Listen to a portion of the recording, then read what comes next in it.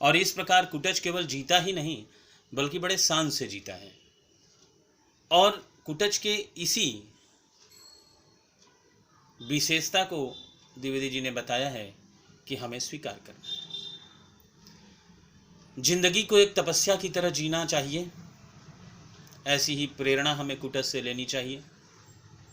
और कुटच कभी किसी की खुशामद नहीं करता, हमें भी नहीं करनी चाहिए। कुटच दांत नहीं निपोड़ता, हमें भी ऐसा नहीं करना चाहिए।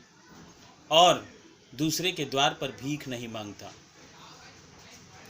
ना ही कभी वो ईश्वर से शिकायत करता है कि हे ईश्वर, आपने हमें वो सारी सही परिस्थितियाँ क्यों नहीं दी जो अन्य पौधों, बगीचे में रहने वाले या बागवानी में रहने वाले या अन्य पौधों को दी हैं, वो हमें क्यों नहीं दी। ऐसी बातें नहीं करता। हमें भी कुटच की इसी विशेषता को स्वीकार करना है। कुटच के माध्यम से जो समस्त प्रेरणाएं हमें मिल रही हैं वो हमें स्वीकार करनी है। और अद्भुत बात, कुटच केवल फला फूला खिला हरा भरा ही नहीं बल्कि तमाम दवाओं में, आयुर्वेदिक दवाओं में यह औषधीय के रूप में स्वीकार किया गया है और ये औषधि का काम करता है। अतः द्विवेदी जी ने यहाँ पर और एक बात याद दिलाई कि जो अपनी जिंदगी को बड़े ही शान से जीता है, उसमें रस लेकर जीता है, वही दूसरों को जीवन दे सकता है, वही जिंदगी जीने की प्रेरणा दे सकता है। इसी प्रेरणा से यह निबंध अभिभूत हमें कराता है।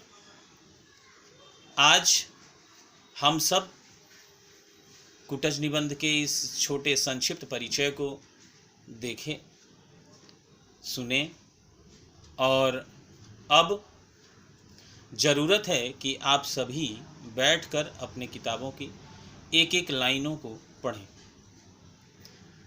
प्रत्येक पंक्ति में बहुत सारी बातें हैं, इसमें कुछ संदर्भ, कुछ विशेष बातें कही गई हैं। कालिदास के कुछ संदर्भ हैं, रहीम के कुछ संदर्भ आए हैं। कुल मिलाकर निचोड़ यही है कि कुटच से हमें ज़िंदगी जीने की प्रेरणा लेनी चाहिए और कुटच को धन्यवाद देते हुए हमें उसके गुणों को अपने अंदर समाहित करना चाहिए। और हम सब ऐसा करें, इसी उद्देश्य से यह निबंध लिखा गया है। अब प्रश्न और उत्तर की बारी आई, तो आप सभी को इसमें से अति छोटे छोटे प्रश्न जैसे पूछे जाते हैं, उन प्रश्नों का डिटेल्स विवरण मैं दूसरे वीडियोस में दूंगा और बड़े प्रश्न जो आएंगे उनको भी मैं दूसरे वीडियोस और फ़ोटोज़ के माध्यम से आप तक पहुंचाऊंगा। इसलिए आप निश्चिंत रहें, आप सिर्फ इन वीडियोस को सुनें और अच्छी तरह से समझें और एक बार कुटच को ध्यानपूर्वक पढ़ें इस वीडियो को देखने के बाद। धन्यवाद।